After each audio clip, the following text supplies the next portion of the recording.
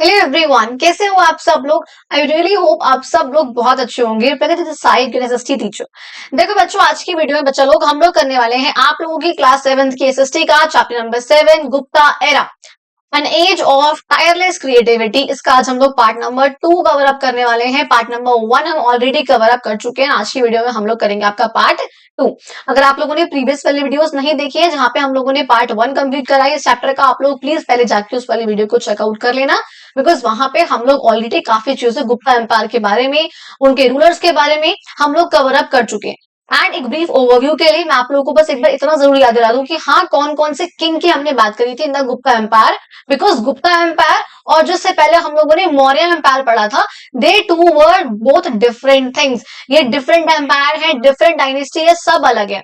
तो यहाँ पे एक सेकंड रुको, पहले वो पेज में ओपन कर लूं जहां से हमने पढ़ना है आज, उसके बाद मैं शुरू करती हूँ। देखो एक second, just give me a second. ठीक है, हम लोगों को आज यहां से पढ़ना है। अब उसके पहले बस एक बार आप लोगों को ये बता दूं मैं कि हमने कौन कौन से रूलर्स के बारे में पढ़ा है इस चैप्टर में। सबसे पहले जो गुप्ता एम्पायर की फाउंडेशन रखी, गुप्ता एरा की फाउंडेशन जो रखी, नींव रखी, वो रखी चंद्रगुप्त वन ने। अब ये जो चंद्रगुप्त वन है वो हमारे चंद्रगुप्त मौर्य या अशोका की डायनेस्टी जो थी मौर्य एम्पायर वाली, उससे अलग है। वो उससे पहले खत्म हो चुकी है, वो जा चुके हैं। उसके बाद गुप्ता डायनेस्टी के आते हैं, फाउंडर हमारे हैं चंद्रगुप्त वन। इनके बेटे आते हैं बच्चा आपके समुद्रगुप्त, और इनके बेटे आते हैं चंद्रगुप्त टू। क्योंकि हम लोगों को पता है उस टाइम पे रिवाज काफी हुआ करता था कि अपने बेटे का नाम अपने पिता के नाम पर रखने का, बस उनका वन है तो यहाँ पे टू लगा देने का। समझ में आया आपको ये वाली चीज। फिर हम लोगों ने यहाँ पे एक प्रयाग प्रशस्ति के बारे में भी जिक्र किया था, जो कि उनके बारे में बेसिकली समुद्रगुप्त के बारे में जो उनके कोर्ट पॉइंट थे उन्होंने उसमें उनका जिक्र किया था। एंड जिसका मतलब क्या होता है, जब हम थोड़ी बहुत बढ़ा चढ़ा के, थोड़ी बहुत बातों के एक्सजरेट करके उनको बढ़ाकर अपने रूलर की प्रशंसा करते हैं, उससे हम बोलते हैं अपना प्रयाग। बेसिकली उसे हम बोलते हैं प्रशस्ति। क्या बोलते हैं उसे हम? प्रशस्ति। यहाँ पे देखो ये रहा हमारा प्रयाग प्रशस्ति, जो कि समुद्रगुप्त के बारे में जो उनके कोर्ट पॉइंट थे हरिसेना, उन्होंने जो है लिखी की। एंड ये सब चीजें हम लोग आपके पार्ट नंबर 1 में अश्वमेध यज्ञ क्या होता है हम लोग सब कुछ कवर अप कर चुके हैं। आज की वीडियो में बच्चा हम लोगों ने पढ़ना है आपका यहाँ से थ्राइविंग ट्रेड के आगे का पॉइंट जो है हम लोगों को कवर अप आज करना है। देखो शुरू करते हैं, अब बिना किसी तरीके अपने इस वीडियो की शुरुआत करते हैं। देखो सबसे पहले यहाँ पे बात करूंगी प्राइमरी सोर्स ऑफ रेवेन्यू। किसी भी कंट्री को, किसी भी देश को, किसी भी एम्पायर को चलाने के लिए हमको बहुत जरूरत होती है कि हमारा रेवेन्यू की, हमको जरूरत होती है बच्चा पैसों की। अब वो जो पैसे हैं हम कहते हैं गुप्ता एम्पायर में, गुप्तास के टाइम पे वो आते थे लैंड के टैक्स के थ्रू, कि जो भी सबके पास लैंड है, जो भी भूमि है, उससे कुछ टैक्स आता था जो आपका किंग था बेसिकली उसके पास, और उसी टैक्स से, उसी लैंड पे टैक्स से उनका जो एरा था, जो उनका पूरा का पूरा एम्पायर था, वो चलाते थे। अब और भी कुछ सोर्सेस यहाँ पे हो सकते हैं पैसे आने के। पैसे और कहां से आ सकते हैं? फाइन्स के थ्रू पैसे आ सकते हैं। अगर जो माइंस है, जो खुदाई कर रहे हैं, इरिगेशन अगर कर रहे हैं, पानी दे रहे हैं बेसिकली अपनी फसलों को, और ट्रेड कर रहे हैं, एक्सपोर्ट इंपोर्ट कर रहे हैं, क्राफ्ट बना रहे हैं, हाथ का काम कर रहे हैं, कुछ भी कर रहे हैं, तो उनपे भी थोड़ा बहुत टैक्स वगैरह लगा रखा था। उन टैक्सों से भी थोड़ा बहुत पैसा आता था। लेकिन हम अगर बात करूं मेन सोर्स ऑफ रेवेन्यू की, जो मेन सोर्स ऑफ इनकम था वो हमारे पास था हमारा लैंड पे लगाया गया टैक्स। पहली बात समझ में आई। अच्छा एक बात बताओ, अगर हमें किसी भी एम्पायर को चलाना है तो जाहिर सी बात है हमें उसमें पैसा चाहिए, पर उस पैसे से हम क्या क्या करते हैं उस एम्पायर में? पहली बात उसका शासन करना, हम यहाँ पे शासन के लिए इस पैसे का इस्तेमाल करेंगे। दूसरी बात आर्मी को मेंटेन करना, लॉ एंड ऑर्डर को मेंटेन करना। जाहिर सी बात है हमको जो पैसा जो चाहिए होगा उससे अपनी आर्मी को मेंटेन करेंगे, अपने सोल्जर्स को मेंटेन करेंगे। अच्छा हम लोगों ने प्रीवियस चैप्टर्स में वो कुछ चीजें पढ़ी हुई है, जैसे हमारे कुछ सिस्टम्स थे जिसमें किस तरीके से किंग ने अपनी आर्मी को मेंटेन ना करते हुए दूसरे से जो है आर्मी ली उनकी। आप लोगों सिस्टम्स वगैरह पढ़े हैं, वो सारे सिस्टम हम लोगों ने पहले भी, वो वाले भी। तो इनकी आर्मी को मेंटेन करना देश के लिए बहुत जरूरी हुआ करता था। मंदिर बनवाना और कुछ इंफ्रास्ट्रक्चर बनवाना, जहाँ पे कुछ बिल्डिंग वगैरह बना दिए, हॉस्पिटल बनवा दिए, कुछ भी बनवाए इस तरीके के, उन्हें हम बोलते हैं आपका इंफ्रास्ट्रक्चर। तो वो बनवाने भी बहुत जरूरी हुआ करते थे। And supporting scholars and artist, और जो ज्ञानी होते हैं और जो हाथ का काम करते हैं उन लोगों को सपोर्ट करना भी एक मेजर वर्क हुआ करता था। इन सब चीजों के लिए हमको पैसों की जरूरत उस टाइम के किंग वगैरह को पड़ा करती थी। सिंपल सी बात है। अब देखो कहते हैं as we see once again, for such an empire to sustain itself, it had to promote a vibrant internal and external trade. अगर इतने बड़े एम्पायर को चलाना है तो उसमें आपको ये इंश्योर करना होगा कि आपकी कंट्री में इंटरनल ट्रेड भी हो। इंटरनल ट्रेड का मतलब क्या होता है, जब देश की अलग अलग स्टेट्स के बीच में यहाँ पर ट्रेड हो रहा है, एक्सपोर्ट इंपोर्ट यहाँ पर हो रहा है, गुजरात से कोई सामान मध्य प्रदेश जा रहा है, मध्य प्रदेश से कोई सामान दिल्ली आ रहा है, उसे हम बोलते हैं आपका इंटरनल ट्रेड। लेकिन अगर एक्सटर्नल ट्रेड, इसका मतलब है कि हम अपनी कंट्री से बाहरी किसी कंट्री में, चाइना में, यूएसए में, ब्रिटेन में कोई सामान भेज रहे हैं, उसे हम बोलते हैं एक्सटर्नल ट्रेड। ठीक है, तो वो यहाँ पर हुआ करता था। अगर वो चीज, अगर आपको एक बहुत बड़ा एम्पायर चलाना है तो आपको ये दोनों प्रकार के ट्रेड करने तो होंगे। गुप्ता एम्पायर में ऐसा कहा गया था कि इंडिया जो है वो मेडिटेरेनियन जो वर्ल्ड था हमारा, उसके साथ, साउथ ईस्ट एशिया के साथ और चाइना के साथ ट्रेड करा करता था। नाउ व्हाट इज दिस बच्चा, आपका मेडिटेरेनियन वर्ल्ड। अब मैं इसके लिए आपको एक पिक्चर यहाँ पे दिखाती हूँ, लेट मी जस्ट सर्च। मैं आपको वर्ल्ड का मैप दिखाती हूँ बेसिकली, ठीक है, कुछ और क्या दिखाऊं, मैं आपको वर्ल्ड का मैप दिखाती हूँ।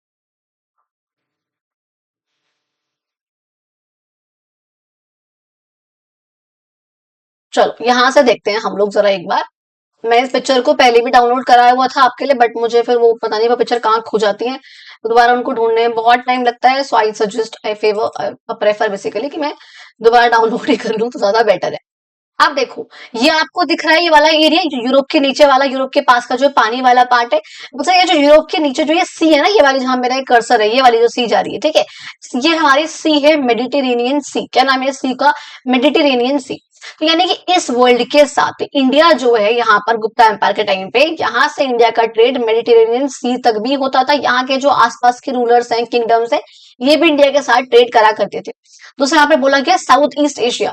What is south east Asia, जो आपका ये वाला पार्ट है सारा का सारा, ये वाला आपको पार्ट दिख रहा है नीचे, ये छोटे वाला जो पार्ट है इंडिया का, साउथ है, ईस्ट में जा रहा है ये पार्ट, ये पूरा का पूरा जो ये पार्ट है हमारा, this is called south east Asia वाला पार्ट। समझ में आप लोगों को ये वाला, यहाँ पे कुछ नहीं है कि मैं इसको लिख नहीं सकती है यहाँ पे, नहीं यहाँ पे नहीं है। तो ये वाला जो पार्ट है आपका, ये सारा का सारा, this is called south east Asia वाला पार्ट। और कहा गया चाइना के साथ भी यहाँ पर इंडिया उस टाइम पे ट्रेड करा करता था, यानी कि वेस्ट में भी ट्रेड था, साउथ ईस्ट एशिया में भी ट्रेड था, और ऊपर आपका नॉर्थ ईस्ट में भी ट्रेड इंडिया जो है करा करता। समझ में आई जी आपको ये वाली बात। अच्छा, अब कहते हैं किस किस चीज का ट्रेड होता है। अब ट्रेड का मतलब सिर्फ ये नहीं कि हम लोग सामान ले ही रहे हैं या फिर हम लोग सामान भेज ही रहे हैं।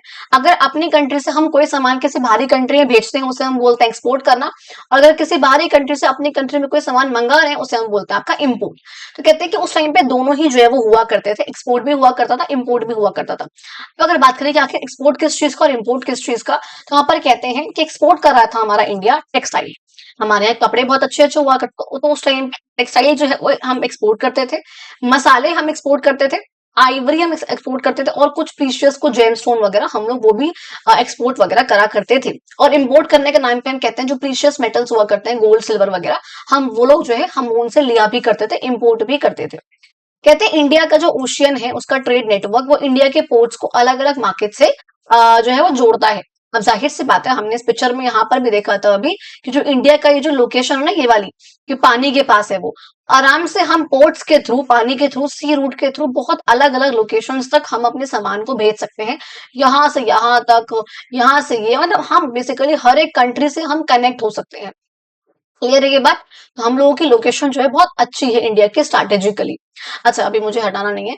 कहते हैं एक सिग्निफिकेंट स्टॉप यहाँ पर आता है on the way to Mediterranean markets, what Socotra island. कहते हैं जब हम मेडिटेरेनियन सी तक जाते हैं ना, जब हम यहाँ पे जा रहे होते हैं मेडिटेरेनियन सी में, यहाँ पे जाते हैं, यार मुझे ना वो चाहिए यार, यहाँ पे मुझे कुछ लिखने के लिए चाहिए, नहीं लिख पा रही मैं यहाँ पे।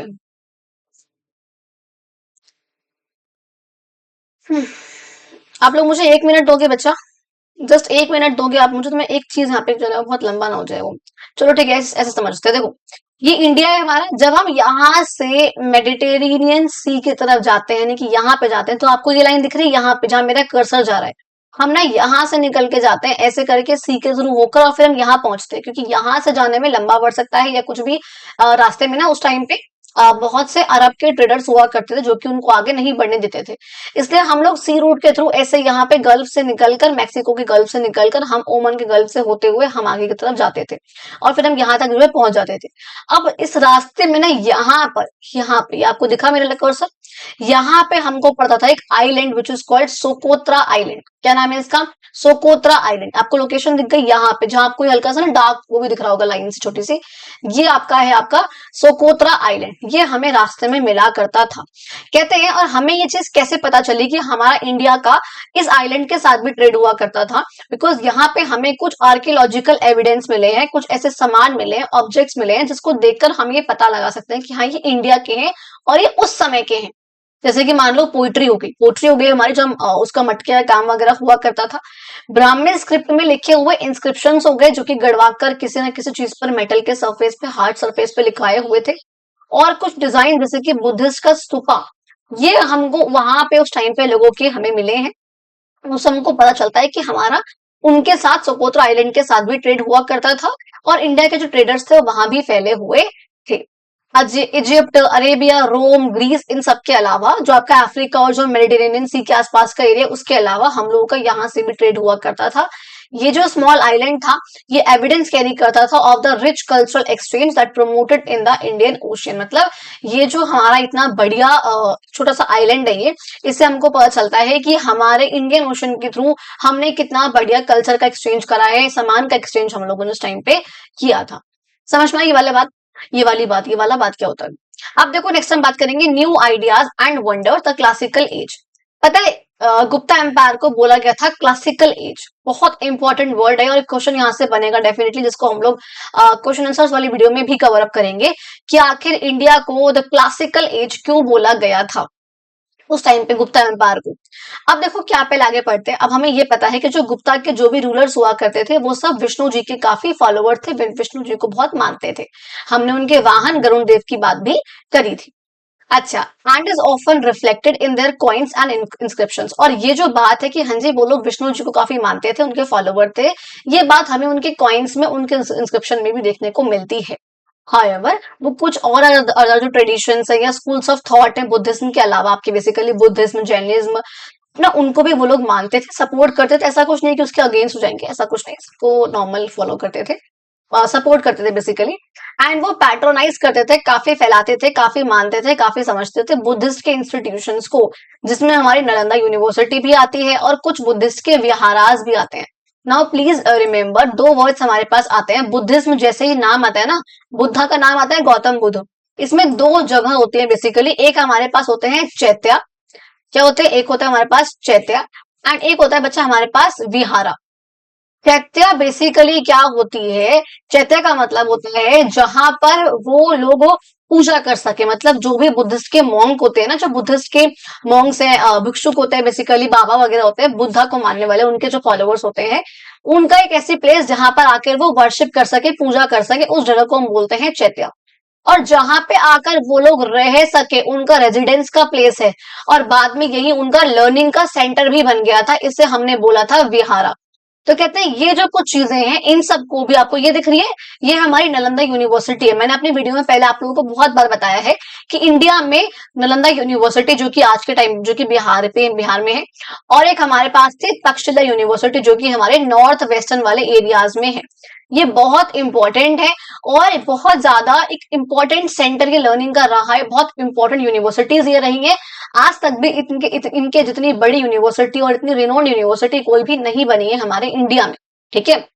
इसमें मैंने बताया हुआ बहुत दूर दूर से बहुत बड़े बड़े प्रोफेसर्स, टीचर्स जो यहाँ पर पढ़ाने आया करते थे, और बहुत दूर दूर से यहाँ बच्चे पढ़ने आया करते थे इन टीचर्स से। तो बहुत था ये। तो जो आपके गुप्ता थे, वो इनको भी काफी मानते थे, इनको पैट्रोनाइज करते थे। कहते हैं इनकी जो अप्रोच थी वो इंक्लूसिव थी और ओपन थी। इसका मतलब क्या है? इंक्लूसिव अप्रोच का मतलब होता है कि जहां पर बेसिकली ऐसा ना हो कि हम सोसाइटी के जो रिच सेक्शन है सिर्फ उन तक अपनी एजुकेशन को प्रोवाइड करें, नहीं, लेकिन उनके टाइम पे जो भी अपॉर्चुनिटी दी जाती थी, जो उनकी अप्रोच थी बेसिकली बहुत इंक्लूसिव थी, कि सोसाइटी के हर एक सेक्शन तक, गरीब से गरीब सेक्शन तक वो जो चीजें पहुंचनी चाहिए, दैट इज कॉल्ड इंक्लूसिविटी। ठीक है जी, ये उस टाइम पे हुआ करता था। ये हमारी नालंदा यूनिवर्सिटी की कुछ रिमेन्स है बेसिकली, जो मुगल्स के या ब्रिटिशर्स के खराब करने के बाद जो बची हमारे पास, वो ये बचा है आज भी जो पड़ा हुआ है। हालांकि अब तो खैर वो रिकवर करने की उसको वो चल रहा है प्रोसेस। इंडेड, हालांकि देखो क्या कहते हैं, the prolonged period of peace and stability. अब यहाँ आपको बताया जाएगा कि आखिर गुप्ता एज को हम क्लासिकल एज भी क्यों कहते हैं। प्लीज ये बहुत इंपॉर्टेंट है बच्चा, यहाँ से क्वेश्चन एग्जाम में जरूर पूछने के बहुत चांसेस बनते हैं कि आखिर गुप्ता एज को हम लोग क्लासिकल एज, बहुत इंपॉर्टेंट एज क्यों कहा करते थे। पहली चीज यहाँ पे मैंने हाईलाइट कर रखे हैं पॉइंट्स को, जो वहां पे इतना ज्यादा पीस था, जो वहां पे इतनी स्टेबिलिटी थी एम्पायर में, वहां के रूलर्स में, पहले उसकी वजह से। बिकॉज गुप्ता पीरियड के टाइम पे बहुत सी ऐसी अचीवमेंट्स हुई हैं बहुत अलग अलग फील्ड्स में, जिससे हम उसको, उस एज को हम कहते हैं क्लासिकल एज। अब वो कौन कौन सी हुई है पहले उसकी बात समझो। एक तो हमने पढ़ लिया यहाँ पर पीस एंड स्टेबिलिटी उस टाइम पे बहुत थी, जिस वजह से ऐसा मानते हैं। अब किस चीज में थी आगे बताऊंगी। अभी फर्स्ट पॉइंट पढ़ो, पहले कहते हैं it was also the time when knowledge from previous eras was consolidated and compiled into numerous text. पहली चीज, ये वो एरा था, ये वो टाइम था, बिकॉज इनके बाद जो है हमारे फिर अलग अलग लोग आना शुरू हो जाएंगे। इनसे पहले भी यहाँ पे अलग अलग एम्पायर बने, लेकिन देखो क्या था कि इनके टाइम पे ऐसा हुआ था कि जो भी इनसे पहले एरा रहे हैं, मौर्य एम्पायर रहा है, बहुत सारे जो भी हमने एम्पायर पढ़े हैं इससे पहले, अलग अलग लोग यहाँ पे आए हैं। इन सब ने जो भी कुछ इंपॉर्टेंट लोग रहे, जो भी इनके काम रहे ना, उन सब कामों को यहाँ पे इकट्ठा करा गया, कॉन्सोलिडेट करा गया, और उनको कुछ टेक्स्ट में यहाँ पे कंपाइल करा गया। बुद्धिज्म आए तो बुद्धिज्म के टेक्स्ट को इस टाइम पे कंपाइल करा गया, एक साथ रखा गया, बुक बना दी गई। मतलब इस टाइम पे क्या हो रहा है कि इतना ज्यादा डेवलपमेंट हो रहा था कि जो भी पहले एरा रहे हैं, जो भी लोगों ने इंपॉर्टेंट काम कर रहे हैं, उन सबके कामों को कंपाइल करके बुक्स का रूप दे दिया गया। बहुत बार बहुत ऐसे हुआ। दूसरी बात, इस टाइम पे संस्कृत का लिटरेचर बहुत फ्लरिश हुआ, तो संस्कृत लिटरेचर एक बहुत इंपॉर्टेंट रोल यहाँ पे प्ले करेगा। जो कालिदास के काम थे उनको भी यहाँ पर करा गया, कालिदास के जो भी काम थे उनको तक यहाँ पे कंपाइल करा गया था, बहुत सी पुराण्स को करा गया था।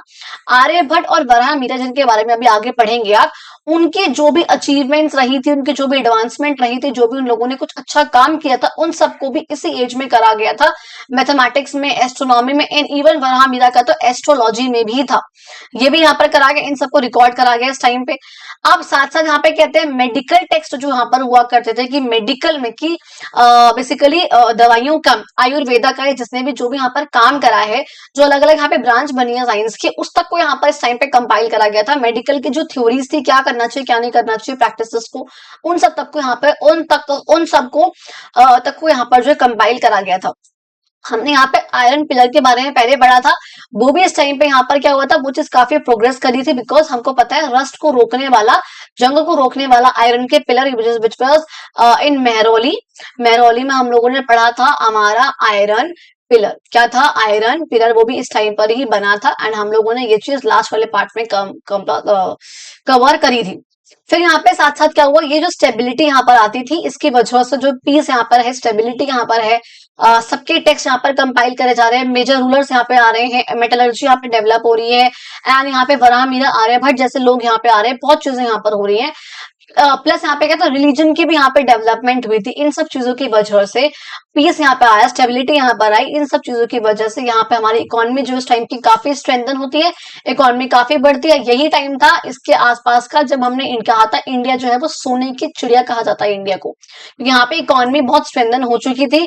हमें हमारी जो बेसिकली स्टेट थी उसको जो है अलग अलग स्कॉलर्स को, अलग अलग ज्ञानियों को हम सपोर्ट करते थे, आर्टिस्ट को हम सपोर्ट करते थे, साइंटिस्ट को सपोर्ट करते थे, जिसकी वजह से कल्चरल और इंटेलेक्चुअल ग्रोथ, उनके दिमाग की ग्रोथ और उनके कल्चर की ग्रोथ जो है वो हुआ करती थी। समझ में आया जी? अच्छा, फिर यहाँ पर अब आएगा चंद्रगुप्त टू के बारे में बात करते हैं। Chandragupta two kept himself surrounded by many learned men, poets and artist. कहते हैं चंद्रगुप्त जो टू थे, जो कि समुद्रगुप्त के बेटे थे, वो अपने आप को बेसिकली बहुत से ज्ञानियों के साथ रखते थे, हमेशा ऐसे लोगों के साथ जहां से उन्हें कुछ ना कुछ नई नई चीजें सीखने को मिलती रहे। तो इसकी वजह से उनमें खुद में बहुत टैलेंट था, और ये उनके पोर्ट में डायरेक्टली जो है वो चीज दिखती थी। कहते हैं कुछ यहाँ पे देखो आपको फिगर दिखा रखी है बेसिकली। अच्छा, ये यहाँ पे दिखा रखी है एक आर्टिस्ट की इमेजिनेशन 1920s की। जब वो चंद्रगुप्त टू वॉर करने जा रहे थे तो वो कैसे जा रहे होंगे, क्या चीजें होंगी, उसको इमेजिन करते हुए 1920 में एक आर्टिस्ट ने पिक्चर बनाई थी। अब जरा हम दो लोगों के बारे में बात करेंगे, एक हम बात करेंगे आर्यभट्ट के बारे में, एक आप बात करेंगे आपके वराहमिहिर के बारे में। देखो आर्यभट्ट के बारे में अगर एक सिंपल सा इंट्रोडक्शन दूं, तो उनका जन्म हुआ था जो आज का पटना बिहार वाला पार्ट है ना, तो बिहार में जो कैपिटल है उसकी पटना, उसमें कुसुमपुर नाम का एक गांव है, आपने पहले भी जरूर सुना होगा। वहां पे इनका जन्म हुआ था, बेसिकली वहां पे ये हुए थे, वहां पे रहते थे। अराउंड 500 सीई में इनका जन्म हुआ था। आज हमारे पास क्या चल रहा है, 2025 सीई है, पता है हमें ये चीज। एंड आज से 500 मतलब बेसिकली, और इनका जन्म हुआ है 500 सीई में। ठीक है, ये देखो सीई चल रहा है, हम इसका जिक्र पहले भी कर चुके हैं। एंड ये हमारा रहा होगा 0। इससे पहले हमारे पास रहा होगा BCE which is called before common era, जिसको हम पहले के टाइम पे बीसी यानी कि बिफोर क्राइस्ट भी कहते थे। एंड ये हमारा है कॉमन एरा, जिसको हम पहले के टाइम पे एडी यानी कि एनो डोमिनी भी कहते थे। इन सब चीजों का जिक्र मैं पहले अपनी वीडियोस में बहुत बार कर चुकी हूँ, कोई गिनती ही नहीं है, इतनी बार मैं इस सब का जिक्र आप लोगों से कर चुकी हूँ। ठीक है, अब अगर मैं बोल रही हूँ कि आज हमारे पास चल रहा है 2025 और इनका जन्म हुआ था 500 सीई में, तो आज से कितने साल पहले हुआ, तो हम इसको जरा माइनस कर देंगे, अगर वो एक ही जीरो से बाद में ही है तो 2025 में से अगर आप 500 माइनस करोगे तो यू विल गेट 500 और 1525, यानी कि आज से 1500 साल पहले की हम ये बात कर रहे हैं जब आर्यभट्टा का जन्म हुआ था। उन्होंने एक ट्रिटाइज का मतलब होता है एक फॉर्मल बुक, एक ऑफिशियल स्टेटमेंट कुछ यहाँ पे लिखना, जिसमें उन्होंने मैथमेटिक्स के बारे में लिखा था और उन्होंने एस्ट्रोनॉमी के बारे में लिखा था। किसके बारे में, एस्ट्रोनॉमी। एस्ट्रोनॉमी का मतलब क्या होता है, जब हम जो हमारे स्टार्स हैं, मून है, सन है, इन सब के बारे में हम पढ़ते हैं, इसे हम बोलते हैं एस्ट्रोनॉमी। जो भी हमारे स्काई में सेलेस्टियल ऑब्जेक्ट्स हैं जो चमकते रहते हैं बेसिकली, जब उनके बारे में हम लोग पढ़ते हैं तो उस स्टडी को हम लोग बोलते हैं एस्ट्रोनॉमी। तो उसका जो है इन्होंने एक फॉर्मल बुक बनाई थी, क्योंकि हमारे आर्यभट्ट, आप लोगों ने देखा होगा कि कौन है आर्यभट्ट, याद है ये चीज, याद बताऊं आर्यभट्ट कौन है, पिक्चर याद है इनकी, ये देखो, हम जब भी हमने इनकी पिक्चर देखी हमने इनको हमेशा ऐसे देखा है, याद है पिक्चर, हमने इनको हमेशा ऐसे देखा है कि उंगली ऊपर करके वो, और ऐसे सन मतलब बेसिकली हमारे सोलर सिस्टम में उनको हमेशा दिखाया गया इस तरीके से। तो आपने पिक्चर देखी, आपको याद आ गया मैं किन की बात कर रही हूँ। और वराह मीरा को तो यहाँ पे दिखा रखा है बिकॉज ये भी हमारे मैथमेटिशियन थे, एस्ट्रोलॉजर भी थे, एस्ट्रोनॉमर भी थे। ठीक है जी, अब हमने बात कर रहे हैं आर्यभट्टा के बारे में। इन्होंने एस्ट्रोनॉमी के ऊपर, मैथमेटिक्स के ऊपर एक फॉर्मल बुक लिखी थी जिसका नाम था आर्यभट्टिया। तो कहते हैं इन्होंने फॉर्मूलाज दिए थे बेसिकली सन के, मून के और प्लैनेट्स वगैरह के मोशन को समझने के लिए, कैलकुलेट करने के लिए। इन्होंने बताया था कि जो अर्थ है वो अपनी ही एक्सिस पे घूमती है, उन्होंने ये बात कही थी। इवन उन्होंने ये बताया था कि जब अर्थ अपनी एक्सिस पे घूमती है ना, उसी से ही दिन और रात बनते हैं, डे और नाइट उसी से ही बनता है, ये भी उन्होंने अपनी बेसिकली उसमें जो जिक्र उन्होंने किया था। अच्छा, he gave the length of a year, जो आज हमारा एक साल 365 डेज और 5 आवर्स कुछ 48 मिनट समथिंग का होता है, जिसको हम यूजुअली मिलाकर बोलते हैं कि 365 डेज और 6 आवर्स, ये हमारा आज का एक साल होता है। ठीक है जी, तो कहते हैं उस टाइम पे उन्होंने बताया था कि हाँ, एक साल 365 डेज 6 घंटे 12 मिनट और 30 सेकंड का होता है, जो कि आज के टाइम से सिर्फ कुछ ही मिनट की दूरी पर है, कुछ ही मिनट कम है या ज्यादा है बेसिकली। और आज हम क्या मान के चलते हैं, 365 days 5 hours 48 minutes and 45 seconds का हमारा एक साल होता है, जिसको हम कंपाइल करके, हमें कहूँ राउंड ऑफ करके हम बोलते हैं कि 365 डेज 6 आवर्स का हमारा एक साल जो आज के टाइम पर होता है। तो इसकी पहली बार ड्यूरेशन हमारे आर्यभट्ट ने ही बताई थी, जो कि थोड़ी बहुत आज की वैल्यू से हल्की बहुत डिफरेंट है। आर्यभट्ट ने ऑल्सो प्रोवाइड किया था हमें एक fair estimate of the size of the earth, कि हमारे अर्थ का साइज क्या है, वो भी उन्होंने बताया था, हमें एक एक्सप्लेनेशन दी थी सही तरीके से कि हाँ, आखिर सूर्य ग्रहण which is called solar eclipse and lunar eclipse which is called चंद्र ग्रहण, ये क्यों लगते हैं, कब लगते हैं, क्यों ऐसा होता है, उनका इन्होंने बहुत अच्छा एक्सप्लेनेशन दिया था। इनका जो वर्क था, जो इनका काम था बेसिकली, वो नींव बना था अलग अलग साइंटिफिक एडवांसेस के, मतलब जो भी इनके बाद साइंटिस्ट ने डिस्कवर करा है, जो भी चीजें करी हैं, उसमें इनका बहुत बड़ा रोल रहा था। कहते हैं मैथमेटिक्स में Aryabhatta describe a number of techniques of calculation, कहते हैं कि आर्यभट्ट ने डिस्क्राइब करी थी बहुत सारी ऐसी टेक्निक्स कैलकुलेट करने की चीजों को, इक्वेशन को सॉल्व करने की, जो कि हम आज अपनी बुक्स में आप लोग पढ़ते हो और आपको नहीं पता, ये चीजें 1500 साल पहले ही आ चुकी थी जब हमारे आर्यभट्ट आए थे। समझ में आया? तो ये हमने एक छोटा सा ब्रीफ इंट्रो पढ़ा आर्यभट्ट जी के बारे में। अब जरा बात करो अगर मैं वराह मीरा के बारे में, तो इनको भी जरा एक बार हम लोग देख लेते हैं। ये भी बड़े अच्छे इंसान थे। ठीक है, ये भी एक मैथमेटिशियन थे, एस्ट्रोनॉमर थे, एस्ट्रोलॉजर भी थे। आजकल बहुत चल रही है ना एस्ट्रोलॉजी। व्हाट इज एस्ट्रोलॉजी बच्चा? एस्ट्रोलॉजी का मतलब होता है, क्योंकि देखो हम लोग हैं, हम लोगों के बार बार हर दिन हर पहर हमारे ग्रह नक्षत्र बदलते हैं। प्लैनेट की दशा, स्टार्स की दशा, वो हमारी अपनी रेखा बदलती रहती है हमारी। तो हमारे साथ क्या होने वाला है, क्या नहीं होने वाला है, क्या चीजें होंगी, क्या हुआ है, इन सबको प्रेडिक्ट करना, ये सब काम कौन करते हैं? एस्ट्रोलॉजर करते हैं। हम देखते हो ना, एस्ट्रो योगी नाम का ऐप है, वो जो येलो कलर का आता है, एस्ट्रो योगी, एस्ट्रो जोग, भी एस्ट्रो योगी कुछ इस टाइप का ही नाम है, येलो कलर का, जिसके बहुत एड्स आते हैं। तो वो भी इसी का पार्ट है। वो बताते हैं हमारे ग्रह नक्षत्र देख के कि हाँ जी क्या होने वाला है हमारे साथ, क्या हुआ है हमारे साथ, क्या हमें करना चाहिए। ऑल्दो इन सब चीजों पे इतना विश्वास नहीं करना चाहिए, बिकॉज ग्रह नक्षत्र बार बार चेंज होते रहते हैं। जो भगवान ने लिखा है आप वो करो, आप वो होना ही होना है। अपने कर्मों से, अपने काम से आप उस चीज को चेंज भी कर सकते हो। मैंने देखा है कुछ बच्चे से बोलते हैं कि मैम हमें तो पंडित जी ने बोल रखा है कि हम तो पढ़ेंगे ही नहीं कभी, तो मैं पढ़ के क्या करूं जब लिखा ही नहीं मेरे किस्मत में पढ़ना। ऐसा नहीं होता। हम अपनी किस्मत से, हम अपने कर्म से बेसिकली अपनी किस्मत तक को बदल सकते हैं। या आप सुनो, मैंने पहले भी नाम लिया है उनका, प्रेमानंद महाराज जी का भी। कुछ टाइम पहले उनकी तबीयत काफी खराब हो गई थी, बट अब भगवान जी की कृपा से बिल्कुल ठीक है वो। तो उन्होंने तक कह रखी है बात कि आप अपने भाग्य, आप अपनी किस्मत से, अपने क्या बोल रहे हैं, अपने कर्म से आप अपने भाग्य को भी बदल सकते हो बच्चा। आप काम करो, कर्म कहते हैं ना कि कृष्ण जी भी कह के गए थे, कर्म करो फल की चिंता मत करो। तो आपको काम जरूर करना है, आपको पढ़ना जरूर है। आज मार्क्स नहीं आ रहे, कल नहीं आएंगे, परसों जरूर आएंगे मार्क्स आपके, ठीक है बच्चा। तो पढ़ाई जरूर करनी है। बिना पढ़ाई के जरा जीवन व्यतीत बढ़िया तरीके से एक वो नहीं हो पाता है। एक्सेप्शन केसेस सारी सी बात है, हर जगह है, लेकिन ठीक है, पॉइंट पे आते हैं। कहते हैं वो उनका जन्म जो है उज्जैनी में हुआ था। आपका जो मध्य प्रदेश वाला पार्ट है वहां पे वो आए थे, एंड अपने वो काफी फेमस थे, वो अपने ज्ञान के लिए, अपनी लर्निंग के लिए और अपने स्कॉलरशिप वगैरह उनको मिला करती थी। तो वो जो यहाँ पर चल रहा था, और मतलब बेसिकली इस सिटी में भी ऐसा होता था, बिकॉज इस उज्जैनी नाम की जो सिटी थे, शहर था, इसमें बहुत से लोग हुआ करते थे, ज्ञानी, बहुत चीजें यहाँ पे थी। कहते हैं उनकी एनसाइक्लोपीडिक वर्क है बृहद संहिता वाला, उन्होंने बेसिकली वो लिखा था, जिसमें बहुत सारे सब्जेक्ट्स के बारे में है। एनसाइक्लोपीडिया है, जाहिर सी बात है, उसका जिक्र है, उसका मतलब है कि हाँ इन वर्ड्स का मतलब क्या होता है। तो उसमें उन्होंने एस्ट्रोनॉमी के बारे में, एस्ट्रोलॉजी के बारे में ध्यान रखा। एस्ट्रोनॉमी यहाँ पर स्पेस के बारे में पढ़ना, एस्ट्रोलॉजी के बारे में जो आपका प्रेडिक्शन करके बताते हैं, हमारे ग्रह नक्षत्र देखकर बताते हैं।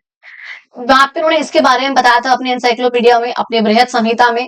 वेदर फोरकास्टिंग के बारे में जिक्र किया था कि हाँ वेदर कैसा होगा, क्या चीजें हो सकती हैं, आगे आने वाले 4 दिन में गर्मी होगी, ठंड होगा, इसे हम बोलते हैं वेदर फोरकास्टिंग। याद आ गया क्लाइमेट चैप्टर आपके बुक का। अच्छा, फिर यहाँ पे कहते हैं हाँ अंडरस्टैंडिंग द वेदर, हाँ वो नाम है अंडरस्टैंडिंग द वेदर। फिर यहाँ पे आर्किटेक्चर के बारे में उन्होंने बताया था, टाउन की प्लानिंग बताया था, फार्मिंग के बारे में सबका जिक्र उन्होंने करा हुआ था, किसमें? बृहद संहिता में। उनकी जो एबिलिटी थी ये वर्ल्ड को ऑब्जर्व करने की, रीजनिंग अप्लाई करने की, और अपनी ट्रेडिशनल नॉलेज को लगाकर साइंस में उसको इम्प्लाई करने की, इस नॉलेज ने उनको बहुत ज्यादा ही सफलता दी। अच्छा, ये आपको पिक्चर दिखी, थोड़ी सी इंटरेस्टिंग है, आपको ये पिक्चर दिखी? इस पिक्चर में आपको यहाँ पे ये दिख रहे हैं पर्सन, ये हमारे यक्ष, और ये आपको यहाँ बादल दिख रहे हैं। ये बेसिकली कालिदास जी के बारे में है। कालिदास की पोइट्री बेसिकली हम कह सकते हैं उनको, क्योंकि कालिदास की जिंदगी के बारे में हमें इतना कुछ नहीं पता है, बहुत से बुक्स में उनका जिक्र नहीं है, मतलब सिर्फ उनका नाम है, एक आधा बातें उनके बारे में, बट उनके बहुत सी चीजें हैं जिनका जिक्र मतलब हम लोगों को नहीं है ज्ञान कालिदास जी के बारे में। कहते हैं तब भी यहाँ पर बहुत से लोग यहाँ पे कहते हैं कि स्टार्टिंग में ऐसा था कि उनको बहुत से लोग चिढ़ाते थे, उनको परेशान करते थे, लेकिन और इस चीज ने उनको मोटिवेट करा और बहुत कड़ी मेहनत करने के लिए और उनके अपनी जिंदगी को ट्रांसफॉर्म करने के लिए। बहुत चीजें ऐसी हुई थी उनके साथ। कहते हैं उनको जाना जाता है काफी, जो उन्होंने संस्कृत के लिटरेचर में जो कॉन्ट्रीब्यूशन करे उसके लिए उनको जाना जाता है, एंड एक्सक्लूसिवली मतलब बेसिकली मेन उस चीज के लिए, उस काम के लिए उनको जानते हैं। जो उनकी पोइट्री इतनी बढ़िया हुआ करती थी, उस चीज के लिए, संस्कृत के लिटरेचर के लिए हम कालिदास जी को जानते हैं। इसके बाद हमने यहाँ पर कही हुई है। कहते हैं उनकी एक कॉम्पोजिशन थी which was named as Meghadutam. मेघ यानी कि क्लाउड, और दूत यानी कि जो आपका दूत है, जो आपका मैसेज लेकर जा रहा है, विच is called the cloud messenger. ये इनका नाम रखा गया था, इनकी इस कॉम्पोजिशन का, इनकी इस पोइट्री का नाम था ये मेघदूतम। मेघ यानी कि जो क्लाउड है, और दूत यानी कि जो आपका मैसेज लेकर जा रहा है, तो क्लाउड को ये बात कही गई थी। बेसिकली ये स्टोरी है एक यक्ष की, जो कि एक छोटे से भगवान आप कह सकते हो, उनको स्पिरिट कह सकते हो उनको, जो कि जब अपनी वाइफ से, बेसिकली यहाँ पे वर्ड लिखा हुआ है मास्टर, बट एक स्टोरी में यहाँ पर ये था कि वो अपनी वाइफ से अलग हो जाते हैं कुछ समय के लिए, I think it was for a year में भी। तो कुछ टाइम के लिए वो अलग हो जाते हैं अपने घर से, अपनी वाइफ से। और फिर ना जब वो जाते हैं ना यहाँ पे, तो जो भी गुजरते हुए बादल है ना, वो उन सब बादलों से बात कर रहे होते हैं और अपने इमोशंस को शेयर कर रहे होते हैं, ये सोचकर, ये समझकर, ये मानकर, ये जो बादल है वो उनका ये प्यारा सा मैसेज, उनका इमोशन भरा, प्यार भरा मैसेज उनकी वाइफ तक लेकर जाएंगे। उसके ऊपर ये छोटी सी यहाँ पर पोम थी बेसिकली, तो वो यहाँ पे उसका जिक्र करा हुआ था।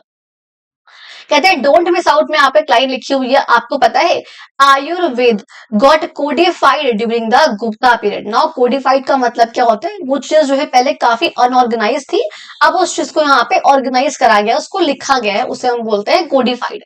अब जैसे मैंने पहले बोला कि तभी हमने इस गुप्ता एज को क्लासिकल एज कहा था, बिकॉज इस टाइम पे बहुत चीजें कंपाइल हुई हैं, बहुत चीजें एक साथ आई है, बहुत चीजों के यहाँ पे टेक्स्ट बने हैं, संस्कृत का लिटरेचर आया है, रिलीजन यहाँ पे डेवलप हुआ है, इकोनॉमी यहाँ पे आई है, इकोनॉमी स्ट्रेंथन हुई है, पीस यहाँ पे आया, स्टेबिलिटी यहाँ पर आई। बहुत से रीजंस की वजह से हमने गुप्ता एज को क्लासिकल एज कहा था।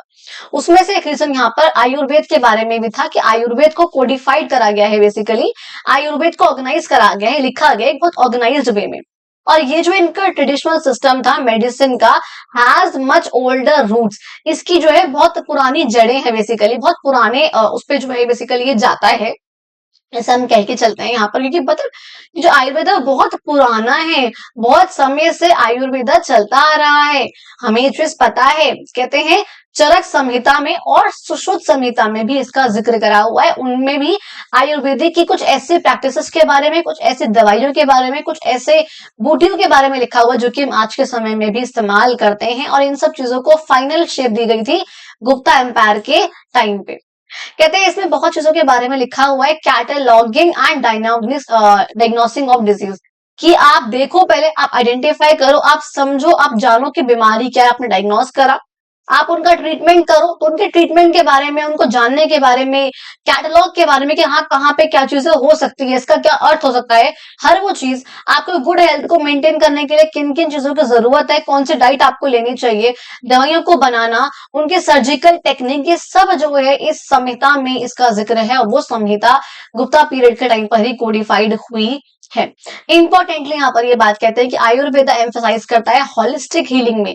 आयुर्वेदिक का मतलब होता है कि जरूरी नहीं कि जहां पे सिर्फ चोट लगी है आप उसको ऊपर से ठीक कर दो, नहीं, हॉलिस्टिक रूप से पूरे अच्छे तरीके से अंदर तक उस चीज को हील करने में आयुर्वेदा विश्वास रखता है। और आयुर्वेदा का मतलब यहाँ पर होता है कड़वी दवाइयां, जो कि बहुत डीप कनेक्शन बनाती हैं हमारे दिमाग का, हमारी बॉडी का और हमारे नेचर का। आपको पता है एक हमारे पास होता है एलोपैथिक, जो हमें दवाइयां खाते हैं नॉर्मली, फिनिप्लस की गोलियां एक्सेट्रा, ये सब हमारी आती है एलोपैथिक में।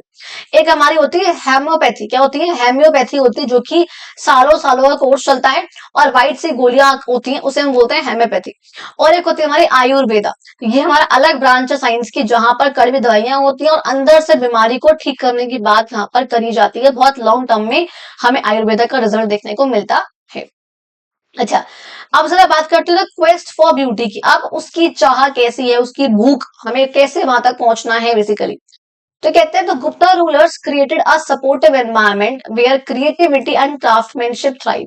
गुप्ता एम्पायर ने एक ऐसा एनवायरनमेंट बना रखा था जहां पे बहुत सपोर्टिव बेसिकली एनवायरनमेंट था वो, और उसमें क्या था कि क्रिएटिविटी भी थी, कि लोग बाग जो आपस में इंटरेक्शन कर रहे हैं और क्रिएटिव हो रहे हैं लोग बाग, एंड ऑल्सो क्राफ्टमैनशिप थी। नाउ व्हाट इज क्राफ्टमैनशिप, जहां पे हम ये बोल रहे हैं कि जो लोग हैं वो हाथ की कलाकारी का काम कर रहे हैं। यहाँ पे इन दोनों, अब सोचो अगर इंसान हाथ से काम कर रहा है तो दिमाग में फिर कोई आइडिया आएगा, वो उसको लगाएगा, फिर कोई आइडिया आएगा वो उसको भी इम्प्लीमेंट करेगा। तो क्या हो रहा है यहाँ पे, क्रिएटिविटी बहुत ज्यादा ही बढ़ती जा रही है। मशीन है तो सेम डिजाइन आप छेपते रहोगे, यहाँ पे कोई वो नहीं रहेगा। लेकिन अगर हाथ से काम कर रहे हो तो टाइम बेशक ज्यादा लगेगा, कॉस्ट बेशक ज्यादा आएगी, लेकिन क्रिएटिविटी भी बहुत हाई होगी यहाँ पर। कहते हैं इस टाइम पे बहुत सा आइकॉनिक वर्क हुए थे। कौन कौन सा आइकॉनिक वर्क को यहाँ पढ़ लेते हैं, मतलब बेसिकली ऐसे हाथ से कलाकारी करने वाले बहुत से काम इस समय में हुए थे। कौन कौन से हुए, पहली बात यहाँ पे सारनाथ पिलर जिसका हम जिक्र करते हैं, वो भी यहाँ पर एक अच्छा इसका रूप आया था, काफी अच्छे से वो बना था। वो एक यहाँ पर स्कल्पचर है बुद्धा का, उनके उसके हम जानते हैं उनको हम। और स्पाइरिंग अजंता की, जो कि हमें काफी इंस्पायर करती है, वही अजंता की जो कि महाराष्ट्र में है, वो भी यहाँ पर आई थी इस टाइम पे।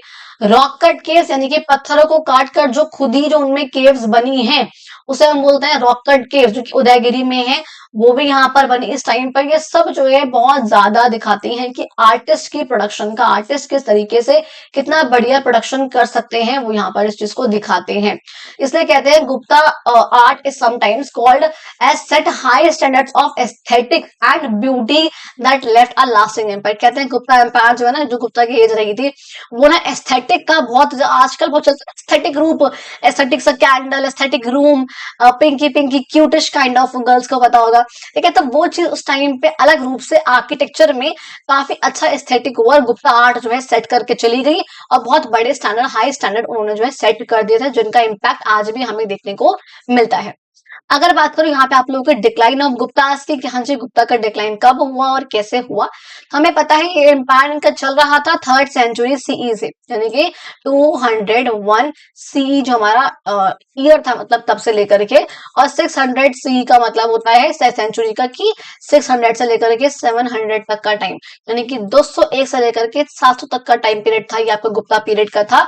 और इस टाइम पर ही 700 के आसपास, 600 के बाद मतलब बेसिकली 620 610 के बाद जो है गुप्ता एम्पायर का डिक्लाइन होने लगा था। अच्छा, क्यों हुआ था? पहली चीज एक्सटर्नल इन्वेजन्स, कि जो भी यहाँ पर बाहर से कुछ इन्वेजन्स हुआ करते थे, फॉर सपोज यहाँ पे बहुत ही पावरफुल, फियर्स का मतलब होता है बहुत पावरफुल, यहाँ पे हुनाकट ट्राइब आ रहा था, एक ट्राइब था बेसिकली जो कि सेंट्रल एशिया ऊपर वाले पार्ट से आता था और जो कि बार बार इनके एम्पायर में अटैक करता था। तो एक्सटर्नली यहाँ पे इन्वेजन हो रहा था, इसकी वजह से भी काफी डिक्लाइन होता है ये, जिसकी वजह से इनका जो कंट्रोल था नॉर्थ इंडिया वाले पार्ट में वो धीरे धीरे करके कम होता जाता है। साथ साथ अब अगर सोचो, मैंने पहले ही बता रखा, अगर जो आपका रूलर है अगर वो वीक हो गया है, तो जो हमारे रीजनल रूलर्स हैं जो अलग अलग छोटे छोटे एरियाज में राज कर रहे हैं, वो इंडिपेंडेंट होना शुरू कर देंगे, वो आगे बढ़ना शुरू कर देंगे। और जहां रूलर वीक हुआ, ये इंडिपेंडेंट हुए, तभी इनका डिक्लाइन जो है वो शुरू हो जाएगा। और यही जो कंडीशन थी वो यहाँ पर हुई थी, क्योंकि यहाँ पे इंटरनली देश में कन्फ्लिक्ट चलने लग गई, इनके एम्पायर में प्रॉब्लम्स आने लग गई। तो यहाँ पर क्या हुआ, लोग बाग अलग हो गए थे, रूलर जो थे वो अलग होने लग गए थे। अच्छा जी, अब हम नेक्स्ट बात करेंगे mean while in the south and north east. इस टाइम पे साउथ में क्या चल रहा था और नॉर्थ ईस्ट में क्या चल रहा था, जो कि हमने ऊपर के मैप में भी देखा था। एक बार दिखाऊं कि यहाँ पर है, यहाँ पे नहीं है। अब मैं जरा आप लोगों को यहाँ से ऊपर लेके जाती हूँ, फिगर 7.8 में भी इसका जिक्र था, वहां पे मैं आप लोगों को एक बार जरा लेकर चलती हूँ, ताकि आप लोगों को याद आएगा कि हाँ जी हमने मैप में क्या चीज पढ़ी थी, कहाँ पे किसका कौन सा एम्पायर था। जस्ट अ मिनट में भी नीचे है।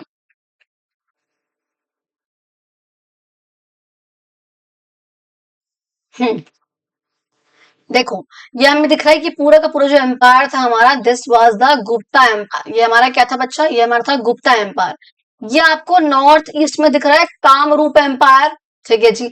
ये आपको जो जहाँ पे सतवानास वगैरह थे, इनके जो बिल्कुल नीचे वाला पार्ट था, मतलब यहाँ पे भी सतवानास थे। ये आपको दिखा पल्लवा एम्पायर, आपको यहाँ पे दिखा वकाटका डायनेस्टी, ये आपको दिखे, देयर वाज वन मोर, हाँ वो तो इनकी डायनेस्टी, वो तो ये कैपिटल थी इनकी पल्लवास की, विच वाज कांचीपुरा। तो यहाँ पे वकाटका दिखिए आपको, पल्लवास दिखिए आपको, आपको काम रूप दिखिए, दिख गई आपको डायनेस्टीज। अब इन्हीं का जिक्र यहाँ पे आप लोगों से करा जाएगा, करा गया है, इसको जरा हम लोग पढ़ लेते हैं। ओके, हियर इट इज, ठीक है। कहते हैं, चलो हम दोबारा, हमने मैप एक बार देख लिया। गुप्ता क्योंकि आपका रूल कर रहे थे पूरे के पूरे नॉर्थ इंडिया वाले एम्पायर में, तो पल्लवास यहाँ पर थे जो कि साउथ में यहाँ पर काफी इंपॉर्टेंट डायनेस्टी के रूप में, वंशज के रूप में निकल कर आ रहे थे, जो कि अपनी पावर को कॉन्सोलिडेट कर रहे थे, धीरे धीरे करके ग्रेजुअली एक इकट्ठा वो कर रहे थे अपनी पावर को। और कहाँ पे, जो कि आज का तमिलनाडु वाला पार्ट है, आज का आंध्र प्रदेश वाला पार्ट है, आज का आपका ये तेलंगाना वाला पार्ट है, ठीक है, आज का आपका कर्नाटक वाला पार्ट है। इस वाले पार्ट में आपको जो पल्लवास हुआ करते थे, अभी हम लोगों ने ऊपर मैप में भी देख लिया था। ओरिजिन कहते हैं कि इनका क्लियर नहीं था, लेकिन हाँ मानते हैं कि सतवानास के अंडर ट्रिब्यूटरी थे ये। अब ट्रिब्यूटरी क्या होता है पता है वो चीज हम लोगों को, कि जब भी कोई एक रूलर जब किसी दूसरे रूलर को हरा दे और फिर उसको खुद ही राज करने के लिए दे दे कि हाँ ठीक है तुम राज कर लो, लेकिन तुम मुझे इसके बदले में कोई ना कोई गिफ्ट दोगे, तो मुझे ट्रिब्यूटरी पे करोगे, टैक्स दोगे, गिफ्ट दोगे, उसे हम बोलते हैं ट्रिब्यूटरी। तो वो जो पे, जो वो अब जो वो स्टेट थी जो उनके अंडर थी, उस स्टेट को हम बोलते हैं ट्रिब्यूटरी। और जो वो पे कर रहे हैं उनको गिफ्ट या टैक्सेस, उसे हम बोलेंगे ट्रिब्यूट।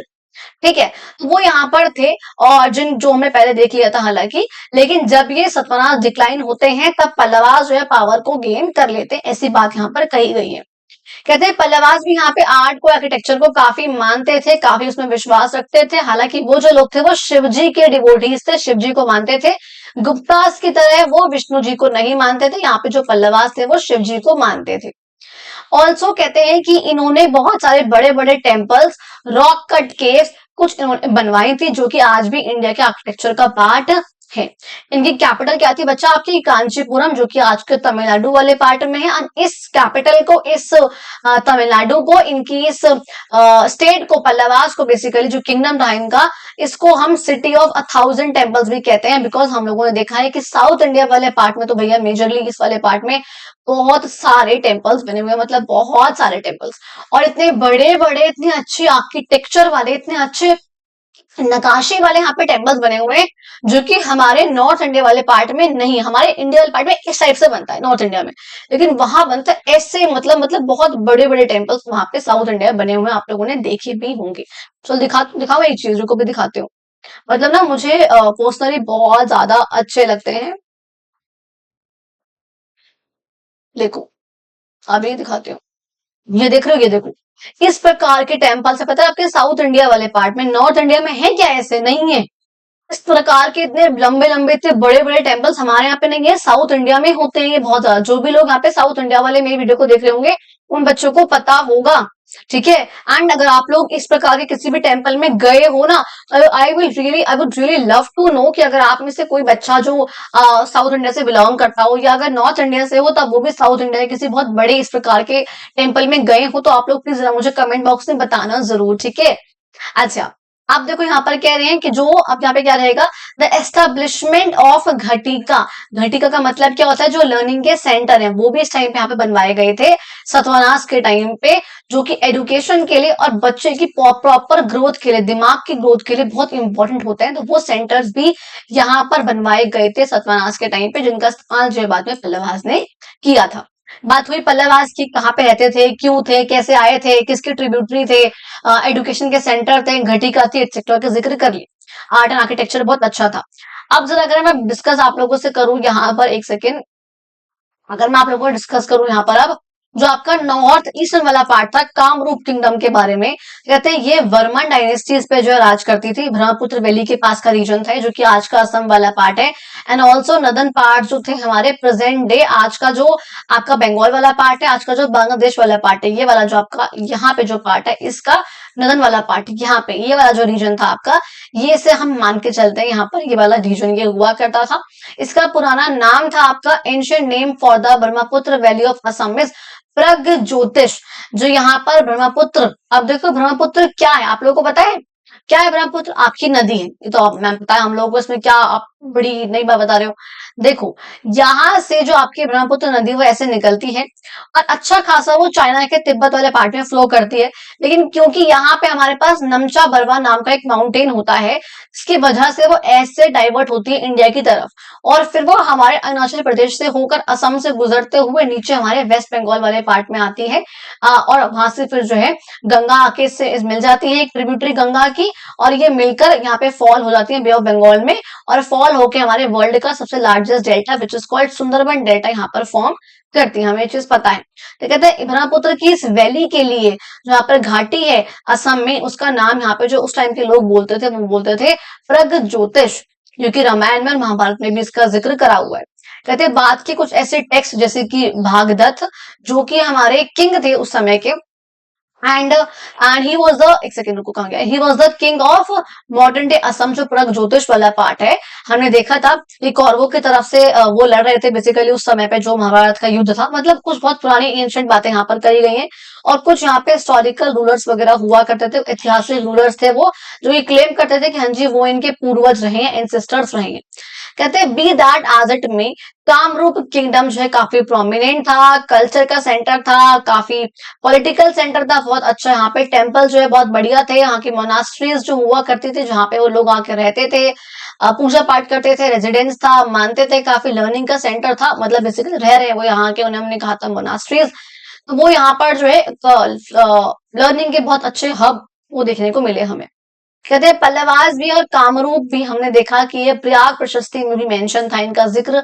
वो प्रयाग प्रशस्ति जिसके बारे में बेसिकली जिसमें समुद्रगुप्त के बारे में उनके कोर्ट पॉइंट हरि सिन्हा ने भी बताया था, क्योंकि प्रशस्ति का मतलब यहाँ पर क्या होता है, उसकी प्रशंसा करना, थोड़ी बहुत बड़ा चढ़ा के हालांकि करी जाती थी। कहते हैं इनके सदन कैंपेन्स में समुद्रगुप्त ने पल्लवा के रूलर को हरा भी दिया था, लेकिन उनका राज्य जो उनसे लिया नहीं था, बल्कि उन्हीं को राज करने के लिए दे दिया था और कहा था कि भैया तुम मुझे ट्रिब्यूट वगैरह पे करते रहना, जैसे मैंने अभी आप लोगों को बताया था, और तभी तक तुम यहाँ पे राज करोगे। जब तुमने मुझे ट्रिब्यूट देना बंद कर दिया, मैं दोबारा तुम पे अटैक कर दूंगा और तुमको हटा दूंगा यहाँ से, खुद ही यहाँ पे राज करूंगा। अगर तुम चाहते हो कि मैं तुम्हें राज करने दूं, तो तुम मुझे ट्रिब्यूट पे करते रहना, टैक्सेस या कोई गिफ्ट वगैरह मुझे पे करते रहना। इस चीज की वजह से उनके काफी शांति वाले पीसफुल रिलेशन भी यहाँ से मेंटेन थे। कहते हैं अंडर सिमिलर कंडीशन, ऐसे ही कुछ कंडीशन जो कि नॉर्थ ईस्ट में थी, समुद्रगुप्त ने डिफीट करा था कामरूप के रूलर को भी, वहां पर भी डायरेक्टली कंट्रोल उन्होंने नहीं लिया था। और अभी तक हम ये चीज बहुत बार देख चुके हैं कि हाँ, कोई भी एक रूलर है, बड़ा रूलर है, पावरफुल है, वो किसी भी एम्पायर के ऊपर जो है कंट्रोल करता है और उसको हराने के बाद उन्हीं के राजा को वहां पे राज करने देता है। बस ये कहता है कि तुम मुझे यहाँ पे अपने रेवेन्यू में से इतना पार्ट एज ट्रिब्यूट के रूप में पे करते रहना। कहते हैं गुप्ता एम्पायर जो है वो टाइम था जब बहुत प्रोग्रेस हो रही थी, एंड ये दोबारा से वही बातें घुमा फिरा के लिखी हुई कि क्लासिकल एज उसे क्यों कहा गया था। जो इनका इन्फ्लुएंस था वो एम्पायर से बहुत दूर तक था। आर्ट में, आर्किटेक्चर में, साइंस में, लिटरेचर में बहुत सालों तक, सेंचुरीज तक, सौ सालों तक इनका इन्फ्लुएंस रहा, इनका प्रभाव रहा।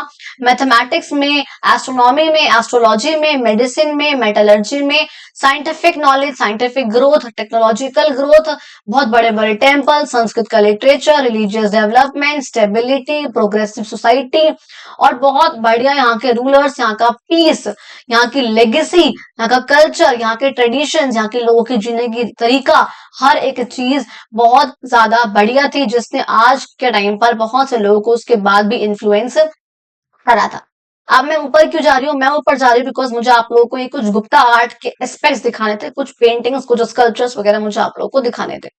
आपको ये यहाँ पे दोनों पिक्चर दिख रही है, ये भी आपको गुप्ता एम्पायर की है। ये आपको दिख रही है यहाँ पे जो थर्ड वाली पिक्चर है, बेसिकली ये हमारे, ये भी स्कल्पचर हुआ करते थे। अगर यहाँ पे वर्ड लिखा है टेराकोटा, टेराकोटा का मतलब होता है जो कि क्ले वगैरह के बने होते हैं ना, क्ले वगैरह से, उन्हें हम बोलते हैं टेराकोटा। तो वो स्कल्पचर थे जो कि हाथ से बने हुए थे बेसिकली गुप्ता पीरियड के टाइम पे। और यहाँ पे दिखा रहे हैं दो को, एक यहाँ पे गंगा जी है, एक यहाँ पे यमुना जी है, इन दो नदियों को यहाँ पर दिखाया गया था। गंगा जी जो कि मकर पे खड़ी है, आपको दिख रहा है, यहाँ पे है मगरमच्छ, मगरमच्छ के ऊपर पे खड़ी है गंगा जी। एंड यहाँ पे ये जो यमुना जी ये खड़ी है टॉर्टोइज, आपको देखो इनका मुंह दिख रहा है कछुए का, यहाँ पे ये टॉर्टोइज के ऊपर ये खड़ी हुई है। अच्छा, फिर यहाँ पर कहते हैं प्लस इनके पास देखो, इनके सर से देखो, सरों से इनके पानी आ रहा है, और ये इनके हाथ में घड़ा है, मटका है, जो कि इनके और सीक्रेटनेस को दिखा रहा है, मैनिफेस्टेशन को दिखा रहा है। ये देखो यहाँ पे एक टेम्पल दिखा रखा है बेसिकली दियोगढ़ नाम का, और यहाँ पे विष्णु जी बैठे हुए हैं शेषनाग के ऊपर, आपको ये भी यहाँ पर दिख रहे हैं, बिकॉज विष्णु जी को ये लोग काफी मानते थे। ये हमें यहाँ पे अजंता केव्स की पिक्चर दिखा रखी है यहाँ पे, जो कि बका टकास और गुप्ता के सपोर्ट से बनी थी। यहाँ पे हमें दिखा रखे हैं बुद्धा जी, जो कि बुद्धा जी यहाँ पर बैठे हुए हैं, तो उनकी पिक्चर यहाँ पे दिखा रखी है। ये भी हमें यहाँ पे केव दिखा रखी है, उदयगिरी केव्स है ऊपर वाली। एंड ये गुप्ता एम्पायर के टाइम पे एक टेम्पल यहाँ पे दिखा रखा है जो कि सांची में बना था। एंड ये आपको दिखा रखा है यहाँ पे अर्जुन और कर्ण जब लड़ रहे थे आपके महाभारत के युद्ध में, तो उसको भी यहाँ पे दिखा रखा है। फिर ये हमें दिखा रखी है वो टाइम टेबल, जो हमने टाइम लाइन थी हमारी बेसिकली, कि कैसे सबसे पहले जो चंद्रगुप्त वन आए थे यहाँ पे, ठीक है, यहाँ पे आए थे वो, फिर समुद्रगुप्त आए, फिर चंद्रगुप्त टू आए, फिर उसके बाद हमने प्रभावती गुप्ता के बारे में पार्ट 1 में पढ़ लिया था। कालिदास जी, आर्यभट्ट जी और वराह मीरा के बारे में हमने जो आज की क्लास में पढ़ लिया। बका टकास भी उस टाइम पे लेकर के यहाँ तक थे। कामरूप जो है वो यहाँ से काफी आगे तक जाएंगे। गुप्तास तो भैया यहाँ पे खत्म हो चुके थे 600, मतलब उस टाइम पर ही 600 से पहले ही हल्का सा, पल्लवास भी जो है काफी आगे तक गई थी। समझ में आ गया, तो ये हमें यहाँ पे दिखा रखा था। एंड लास्ट पॉइंट की बात करूं अगर यहाँ पे, बिफोर भी मूव ऑन, जरा आगे बढ़ने से पहले लास्ट में जो हम पढ़ते हैं उसको पढ़ लेते हैं। कहता है जो गुप्ता किंग्स थे उन्होंने अपनी पावर को बहुत कंसोलिडेट करा अपने मिलिट्री कैंपेन के थ्रू, अलग अलग जगहों पे रूल करके, अलग अलग जगहों पे मिलिट्री कैंपेन लॉन्च करके, लैंड के ग्रांट्स देकर थोड़ा बहुत लैंड उन लोगों को दिया, शादी के अलायंसेस यहाँ पे गठबंधन फॉर्म करे थे अपने एम्पायर में स्टेबिलिटी लाने के लिए। इस पीरियड में हमने बहुत सी कंट्रीब्यूशन हमने देख लिया भैया, बहुत कुछ हमने यहाँ पे देखा, जिसकी वजह से हमने इस एम्पायर को क्या कहा था, इस एज को, अब बच्चों को याद हो गया होगा, क्लासिकल एज। गुप्तास के अलावा यहाँ पर हमने देखा था पक्का टकास जो कि सतवनास की जगह पर थे। उनकी ट्रिब्यूटरीज की जो बात में आई पल्लवास, वर्मन्स यहाँ पर जो कि कामरूप को पे राज करते थे, वो सब यहाँ पे थे। अलग अलग अपने अपने रिस्पेक्टिव रीजन में यहाँ पर ये लोग हुआ करते थे। और जो कि जिस चीज ने इस पीरियड को कल्चर की और इंटेलेक्चुअल वाइब्रेंसी का एक बहुत बढ़िया पीरियड बताया बनाया, जहाँ पे हमने कल्चर पे बहुत ध्यान दिया, कल्चर की बहुत डेवलपमेंट हुई, दिमाग की बहुत डेवलपमेंट जो इस टाइम पर हमारे साथ हुई थी। समझ में आ गया जी। And that was all of your chapter बच्चा इन क्लास 7 का chapter number 7 the Gupta era, an age of tireless creativity, जहां पर क्रिएटिविटी बहुत ज्यादा हुई है, डेवलपमेंट हुई है, क्लासिकल एज आई है, बहुत चीजें यहाँ पर हुई हैं। इनका चैप्टर हम लोगों ने आज की क्लास में कंप्लीट कर लिया है। आई होप आप लोगों को वीडियो अच्छी लगी, अगर अच्छी लगी हो तो आप लोग वीडियो को लाइक करना, चैनल को सब्सक्राइब करना, कमेंट करना, शेयर करना। एंड हाँ, अगर आप लोग साउथ इंडिया के किसी भी टेम्पल में गए हो तो आप लोग मुझे उस टेम्पल का नाम कमेंट बॉक्स में बताकर जाना। थैंक यू सो मच, मिलते हैं अपनी अगली वीडियो में।